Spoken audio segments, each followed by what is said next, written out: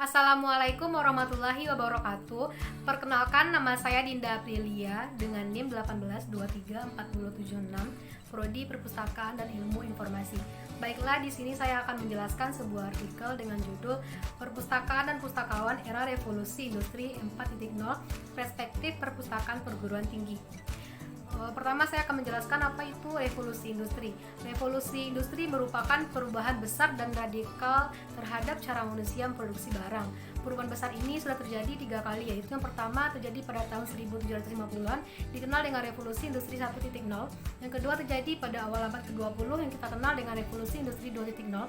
Yang ketiga terjadi pada tahun 1970-an dan ini dikenal dengan revolusi industri 3.0. Sementara saat ini kita sedang mengalami revolusi industri yang keempat yang sedang berlangsung dan kita kenal dengan revolusi industri 4.0. Era industri 4.0. Ditemukannya internet pada era revolusi industri 3.0 menjadi dasar bagi terbukanya gerbang revolusi industri 4.0. Salah satunya adalah pemanfaatan internet atau Internet of Things.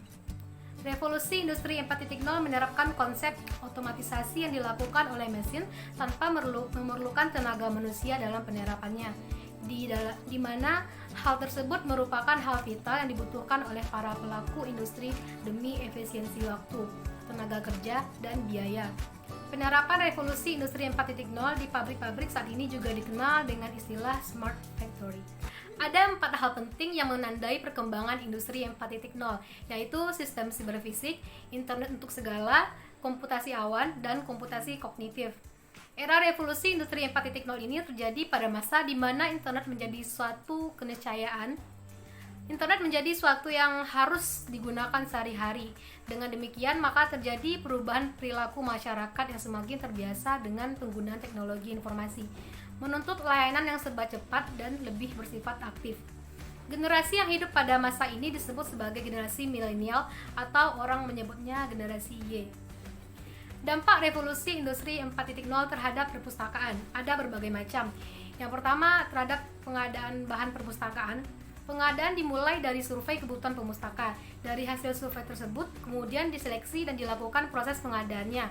Survei dapat dilakukan oleh mesin. Tentunya sangat bisa. Saat ini banyak survei yang dilakukan menggunakan aplikasi komputer. Selanjutnya, pengolahan bahan perpustakaan. Pekerjaan katalogisasi dan klasifikasi yang seharusnya dikerjakan oleh pustakawan tidak perlu lagi dikerjakan karena data tersebut sudah tersedia secara elektronik. Pasca katalogisasi. Kegiatan pasca katalogisasi pada perpustakaan konvensional adalah sebuah kegiatan melengkapi atribut buku agar siap dipinjam oleh pemustaka. Sekarang semua pekerjaan penempelan atribut tersebut tidak perlu dilakukan oleh pustakawan, namun cukup tenaga teknis perpustakaan saja. Pelayanan perpustakaan.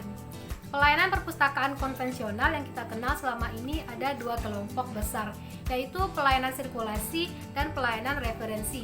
Pelayanan sirkulasi adalah kegiatan layanan yang mengurus soal peminjaman dan pengembalian bahan perpustakaan, pendaftaran anggota perpustakaan, penagihan pinjaman, dan pengenaan sanksi kepada pemustaka yang melanggar aturan, penyusunan koleksi DIRA, serta pencatatan statistik perpustakaan.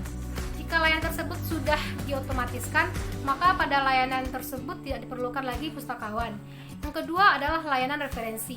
Dalam era industri 4.0, maka profesi yang dapat bertahan karena tidak dapat digantikan oleh mesin adalah profesi yang menyediakan layanan bersifat personal dan yang perlu pemikiran. Ada beberapa proses bisnis perpustakaan yang tidak terdampak oleh revolusi industri 4.0.